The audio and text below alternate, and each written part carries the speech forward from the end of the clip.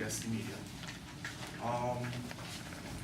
Basically, my portion of the presentation is to give a little informative insight into a brief history of the property tax system in Trinidad and Tobago, as well as go through some of the aspects that probably puzzles or mystifies you all as well as members of the public. Firstly, I'm going to basically skip the top part, but it's basically what Clint said.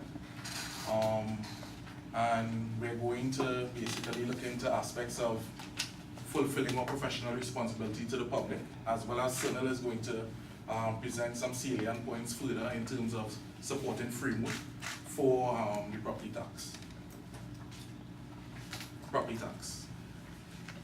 The land and building system has actually been in existence for about 54 to 55 years in Trinidad and Tobago. At least since independence, it's our oldest taxation system. There have been many attempts at reform over the past 55 years.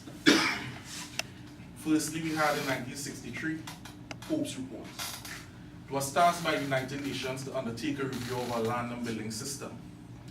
All right. What the Pope's report actually did, it actually was the enabling for the legislation called the Valuation of Land Act, which was enacted by Parliament in 1969. This legislation is still in existence with many amendments over the years, the last being the amendment when the property tax was born into existence in 2009. It also provided for site value and of property and also on a land value basis, being the value of the land as well as property in itself without any structures or structural improvements, so to speak. Secondly, in 1970, the City of Port of Spain and the revenue officers attempted a complete reassessment of the properties in their roads with the help of the Commission of Valuation. Properties face substantial increases in rates, similar to what we are basically, so to say, facing today. End result was returned to the previously sanctioned rules based on annual rental values prior to 1969. So you'll see the annual rental values have been in existence since 1969, and it's not nothing new that we are actually seeing in the Property Tax Act of 2009. Further, we had in 1978 the Kong report. He also recommended site value approach, which is basically similar to Pope's on a pure basis. And in 1991, we had the heterarchy report. This basically started the labeling of property taxation in Trinidad and Tobago. It recommended that the country value and reform its system by use of the improved capital value approach to valuation. Capital value basically looked at the property itself, with structures and structural improvement, which actually differs from the site value / land value basis without the structure and the structural improvements. It was based on the market value of the property as a whole, including land, building, machinery, plant, and equipment. In May 1994, following comprehensive review by a working group of valuation and administrative experts, Cabinet accepted this proposal. I'm not sure if our esteemed colleague here, Mr. Weeks, probably was around at that point in time. Well, he just shake his head and said this. Property Tax Act of 2009. Before the Property Tax Act, you also had the NERA undertaking research that he implemented later on after 1994, and they did some assessments in certain parts of the country, and that was also scrapped. Coming forward after NERA, we had the Property Tax Act of 1999.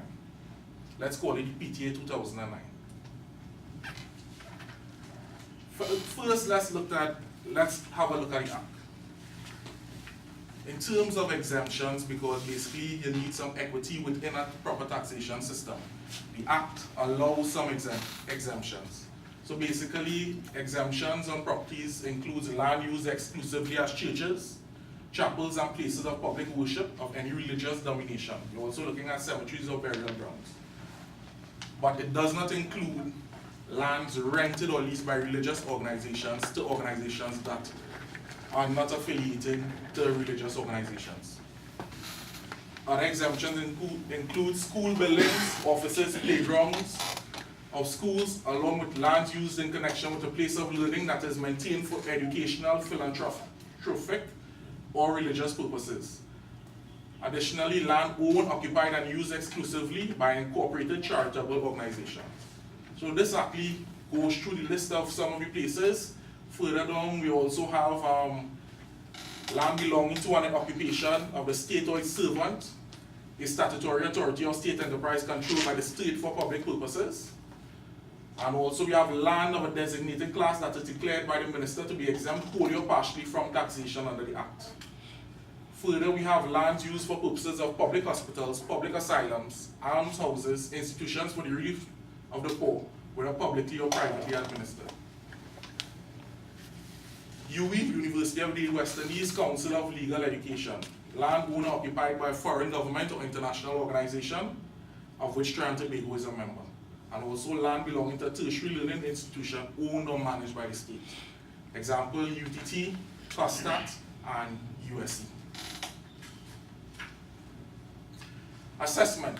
Property Tax Act uses the annual taxable value, ATV, of an improved property, land with a building or machinery standing upon it, as its base of taxation.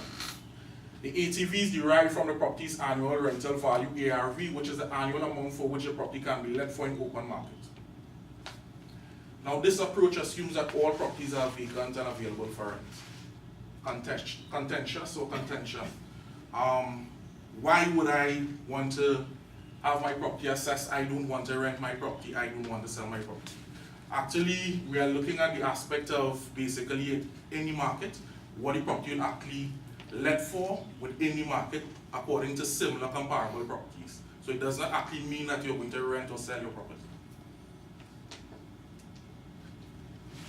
Rates of tax. So we're looking at the rates of tax here. We have, according to the Act, you have Schedule 1 of the PTA 2009. You have residential properties will be taxed at 3%, commercial properties 5%, house, plant and machinery 6%, plant and machinery not housing a building 3%, and agricultural land 1%. Now further into that, the property tax should not be taken by itself, because we have another act basically where there were amendments in 2009 similar to the Property Tax Act. We come back again to the Valuation of Land Act. The Valuation of Land Act, in assessing the vacant land, we look at the Valuation of Land Act and coincide it with the property tax to get the true assessment. So for vacant land, the ARV is determined as set out in Schedule 1 of the Valuation of Land Act, VLA. For vacant agricultural land, 2% of the capital value of the lands and any agricultural buildings thereon. Residential vacant land, 3.5% of the capital value. Commercial vacant land, 5% of the capital value. And industrial vacant land, 5% of the capital value.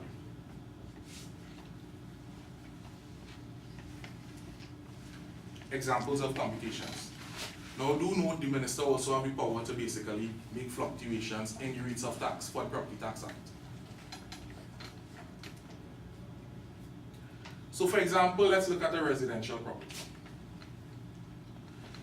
For a home with an estimated monthly rental value of $3,500, the annual rateable value is $42,000. So basically, after deducting 10% for voids, the ATV is now $37,800. That's the annual taxable value. At 3%, the annual property tax liability is $1,134. That's a monthly sum of $94.50. So this is on a residential property with structural improvements. Let's say house on the land, $3,500 a month. Property tax will be around $1,134 a year.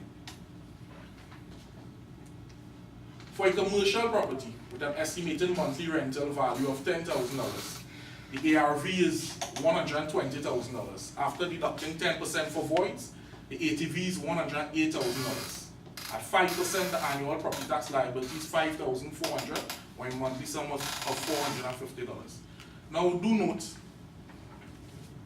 this aspect, voids. Voids basically looked at that. It's assuming that although you are renting your property throughout the life of the property will not always be let. There may be some time within the life of renting the property that you may not have any tenants. So it's a hypothetical assumption. Agricultural property. The ATV is calculated to be 2% of the estimated market value of the property. So for an agricultural property, for the farmers, and this is important, for an agricultural property with a market value of $600,000, the ATV would be $12,000. At 1%, the annual property tax liability is $120 or $10 per month. Industrial machinery, housing and building. The ATV is calculated to be 6% of the installed cost of the plant and machinery plus the cost of the structures within which they are housed. In the case of an industrial property, a total installed cost of $3 million, the ATV is $180,000. At 6%, the annual property tax liability is $10,800. That's a monthly bill of $900. For industrial machinery, where you're looking at the classes where it's not housing and building, the ATV is calculated to be 3% of the installed cost of the plant and machinery plus the cost of the structures within which they are housed. In the case of an industrial property with a total installed cost of $3 million, ATV is $90,000. At 6%, the annual property tax liability is $5,400. That's a monthly bill of $450. Vacant residential land. For a parcel of vacant residential land with an estimated capital value of $400,000, at 3.5%, the annual property tax liability is $14,000, a monthly sum of $35. Now to note basically what I said. You're not taking vacant land by itself within the Property Tax Act. It goes together with the VLA, Valuation of Land Act, in order to get what is your property tax liability. So it's a measly sum of $35 a month. Overall, it's going to be about $420 a year. So what we did some residential country comparisons. On a property, $600,000, that's the capital value. We're going in United States of America. So let's start in New York. We have Central Harlem, $11,550 they pay a year in property tax. Coming on Chelsea, East Harlem, same. Long Island, Queens, $4,776. Brooklyn, we have $3,762. Florida, Dade County, we have $7,680. Key West, $4,392. Doral, $7,680. Ocala, $6,576. We're going to Canada. Toronto, 4,127.84. Mississauga, 5,246.09. Brampton, 6,618.15. Burlington, separated into urban and rural areas, 5,226 to 4,932.48. That's the average. Going to Trinidad and Tobago. First, we have looked at Londonville. Let's say a vacant land in Londonville. We're looking at $630. That's vacant residential land per se. At $600,000 per year. Country Barbados, St. Lawrence Gap, we're looking at about $2,700. Jamaica, Negril, $8,500. Trinidad and Tobago, Londonville, house and land, you're looking at $1,296 per year. So with bare land in Londonville, you're looking at a property tax of $630. And in Londonville, with house and land, capital value of $600,000, you're looking at $1,296 per year.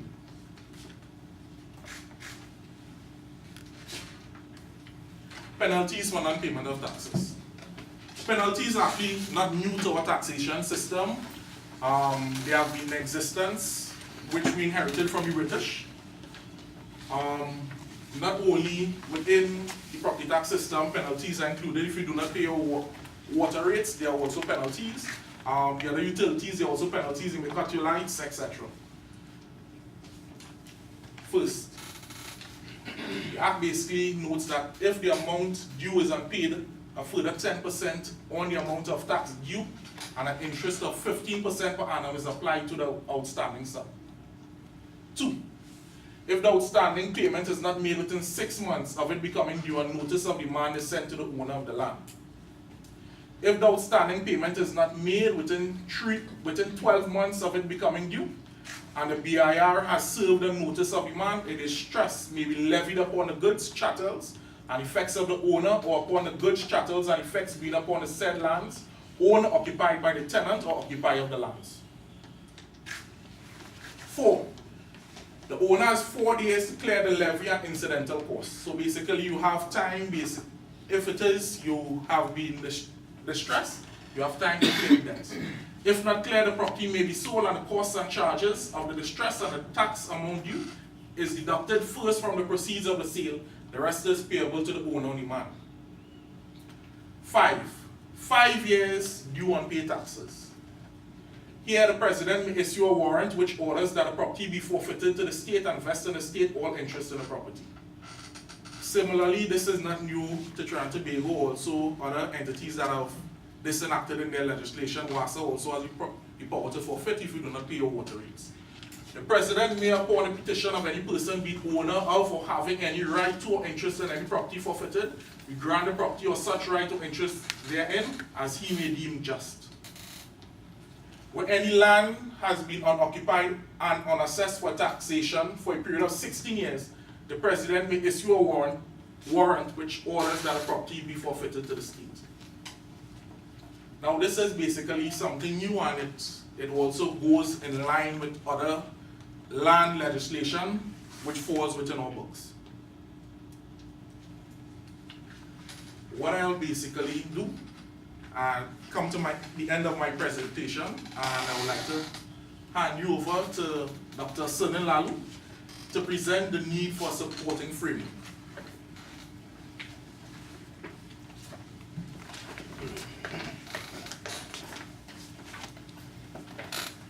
Thank you, Ezric. Ezric's job was to give you an overview of the Property Tax Act, and he went into very great detail to do so.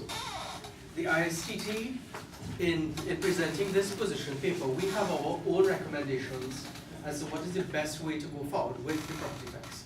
And so we'd like to start off by saying, in order to implement any tax system in this country, you need to have a proper supporting framework that is based on modern systems. There are three main types of land information. There is the graphical component, which is the survey plan that shows the boundaries of a parcel.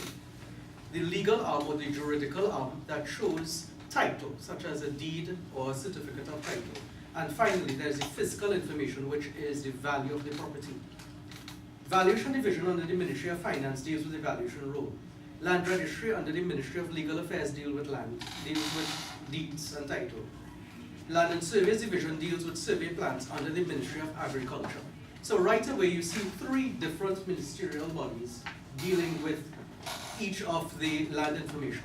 When ideally we should have land information under one cohesive database so that all information on land can be received from the same place. So you can log on to an online system, locate your property, click on it, and you find the deed, the survey plan, and the value, and the tax. The best system that we have seen out of each division has their own database. Land Registry has one which is now available online. Valuation doesn't have it available online, but I'm sure they have a database. And Land and Surveys has one. We are suggesting that the best one is Land and Surveys. In 2015, if you were to go to surveys.gov.tt/public maps, which the link we have provided in the position paper for you, you would see a photo mosaic of aerial images of the entire country at a much higher resolution than you would get at Google. And you can click on any parcel and get the parcel information from it. What we are suggesting is that when the assessment roll comes up, when the government collects this information on the values of property, the annual taxable value, the annual rental value, and the tax liability that you actually be paying, then it goes onto this system. So members of the public who would be able to locate their property on a map can click on their property and find the taxable value for it. Or click on any property and find the taxable value for it. Data should be shared. It does not make sense that you spend a whole heap of money acquiring information to prepare a database for Land Registry, and then the Ministry of Agriculture does the same thing for Land and Surveys, and then Valuation Division does the same thing. All that is wasted public funds. So if we can have one database, ideally under the National Spatial Data Infrastructure, then we can give effect to, or we can prevent duplication of funds and duplication of work. We need to build capacity at the Valuation Division. And we have seen that the government has already started doing so. If you notice, an ad was placed in the newspaper a couple of weeks ago that seeks to recruit 100 to 150 people to do the assessments of property tax. So they are already in the process of capacity building with respect to human resources. However, with respect to technological advances, that's something that's yet to be seen. We have heard nothing from them as to whether they are using any improved systems. So what the ISTT is suggesting is that instead of them creating their own improved system, use the one that the government has already paid for. Develop and update the valuation rule.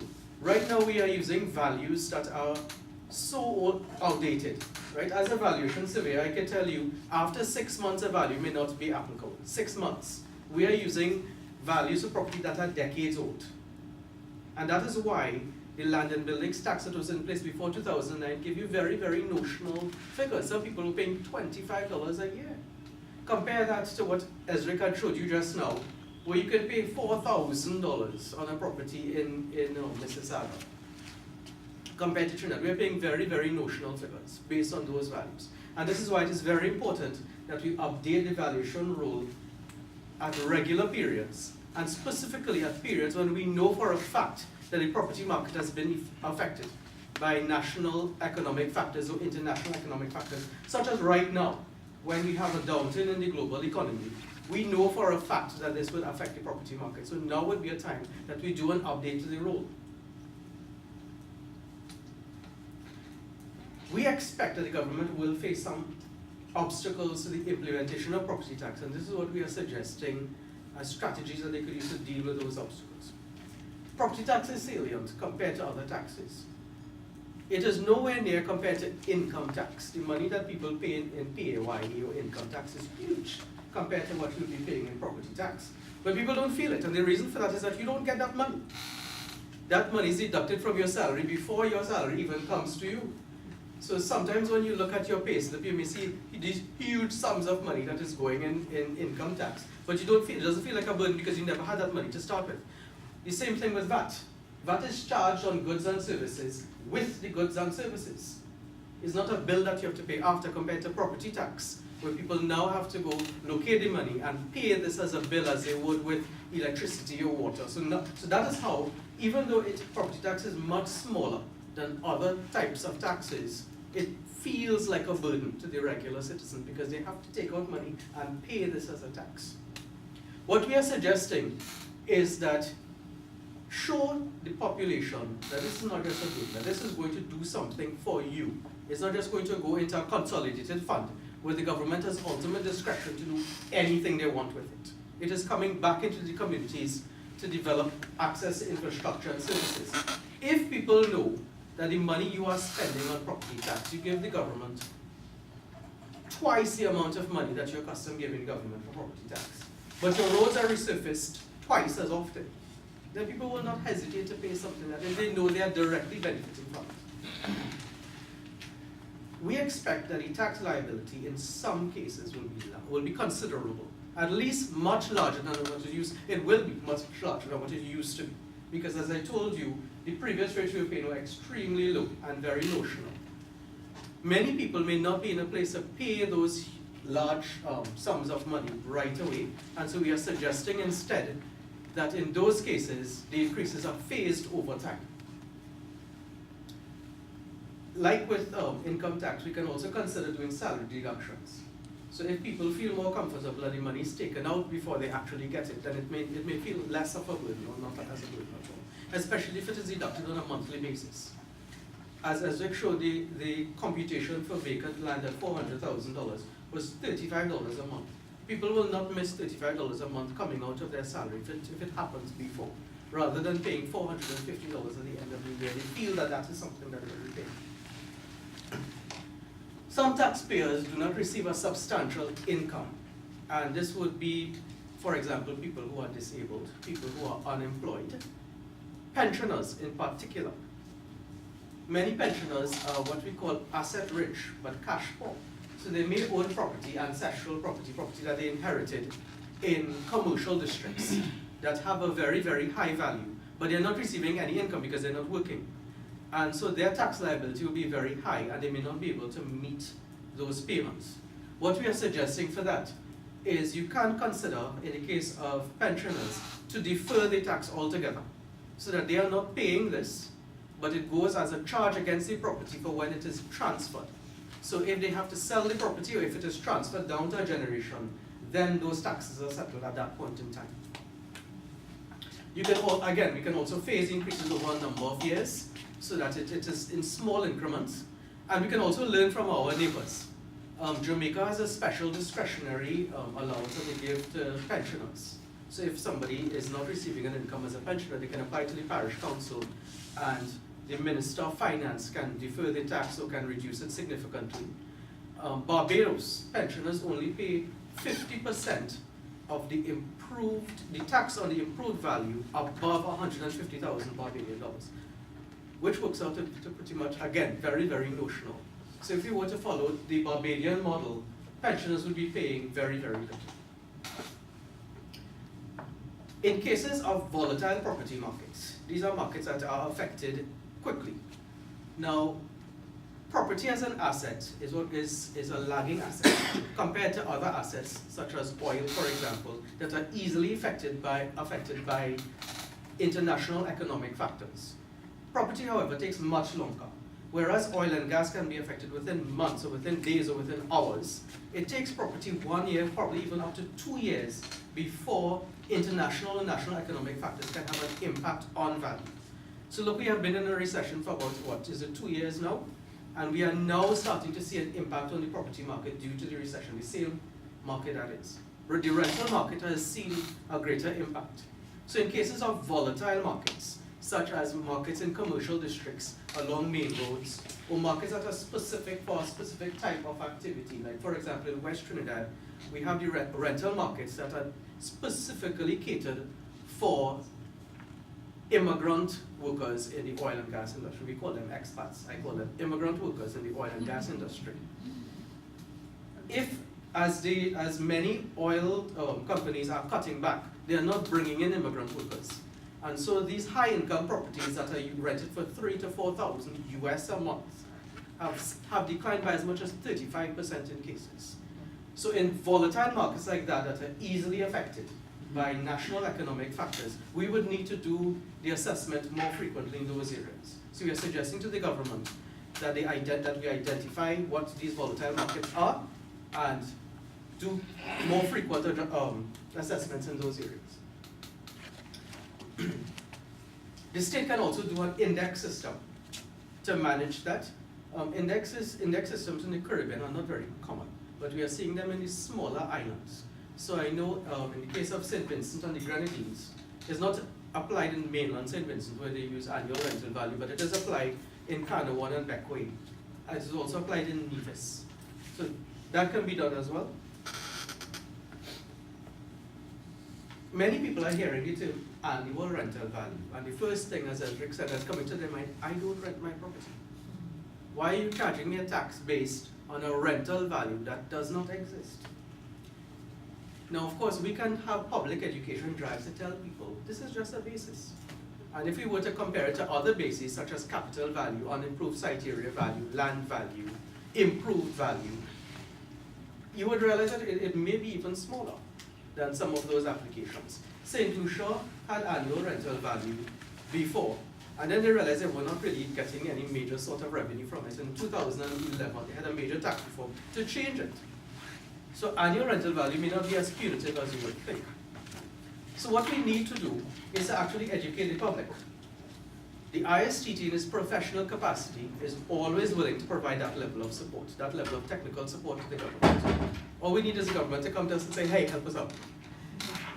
So we are suggesting that they have these public education drives to inform the public how this system is going to work, how it's going to be implemented, and sort of allay those anxieties that are in existence right now. And consult with them, ask them, what do you think? The lay person on the ground may have a better idea or a better way of implementation than we as technocrats may come up with. So the public opinion is very important as well. We are suggesting that you have an effective appeals process. Right now the Act at Section 29 gives appeal power to the Tax Appeal Board, which deals with all tax appeals for all taxes under the Tax Appeals Board Act. Property is a unique asset, as I have mentioned to you before, and we are suggesting that a separate board is set up aside to streamline the appeal process, to streamline the objection process. The Act at Section 22A to G gives a whole list of grounds of objection, and 21(1) will tell you that you can make an objection. That process should be streamlined. Again, we are suggesting that you phase increases over different assessment periods to make it not seem like a boom. Now, this is a summary of where we're going with this. We could say at this point in time that the debate as to whether you should have a tax or you should not have a tax is not there. Of all the statements that the government has made at every budget for the last fiscal periods, they have never said anything along the lines that property tax is up for debate. We have always heard it is coming, and be rest assured it is. So the ISTT's position is that we know it is coming, we are suggesting the best way forward for the tax. Again, public education drives and stakeholder consultation is essential. People need to know what is going on. And this goes into the other point that any tax system, the administration must be transparent. If we look at what was actually said by the government, by the Minister of Finance, the Prime Minister, over the last set of fiscal periods and budgetary statements, was along the lines that property tax is coming. So we as technocrats in this area, looking earnestly towards a budget statement to hear, okay, let us hear what's going on. Property tax is coming, full stop. The most de minimis and skeletal statement is just repeated time after time after time, and nobody knows what is going on. And this is what is causing public anxiety. If people do not know what is going to happen, they will assume the worst. They will assume that the government will come and drop one huge bill that they cannot pay. And then you might really have a riot. So what we are suggesting is that the government needs to say something more than that. You need to come outright and tell us what is going on. If we as the technocrats don't know what is going on with the implementation, you cannot expect lay people to know. And that is a major part of transparency. Transparency means that you are letting people know what is going on. Again, integrate all the land information databases into one so that money from the public purse isn't spent in duplicate efforts. Have one budget to create a land information or property database that Land and Surveyors use, that Valuation Division uses, and Land Registry. There's no need to reinvent the wheel. Land and Surveyors already has it. Just add the valuation data to it. Again, build capacity at Valuation Division. We are seeing that happening from a human resource perspective. We would like to see it happen from a technological perspective as well. Update the valuation rule at regular periods so that the tax is not based on outdated values. And if we keep updating the values, again, the tax is going to increase or maybe even decrease in a much smaller way than if we were to have to wait a long period of time and then update it. And people have to pay a larger tax than they were accustomed to paying for many years. Our primary point in this exercise is to suggest that revenue generated from property tax is reinvested into local government and into the community. Now again, they have said nothing about what is going to be done with revenue. Ideally, property tax has the potential to be a very, very positive thing. If that money, if that revenue is reinvested in the provision of infrastructure and services, then it can, now apart from assisting and revamping the economy, it can also help at the community level to improve the access of services to the community.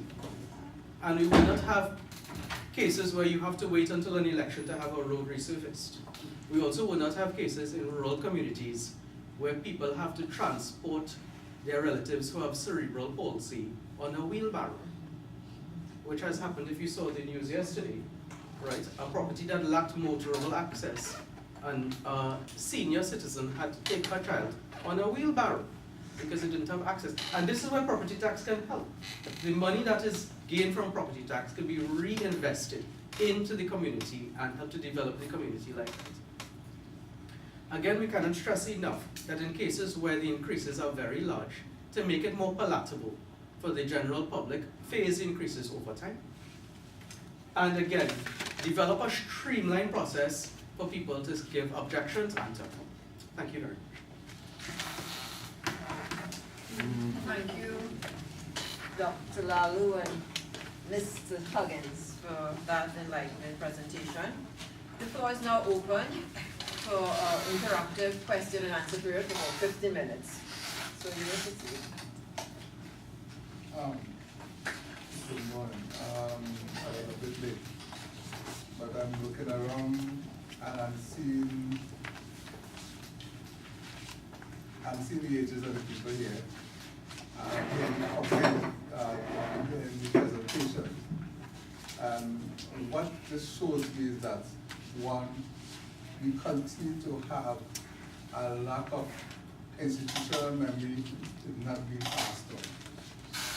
I have heard suggestions made, comments being made.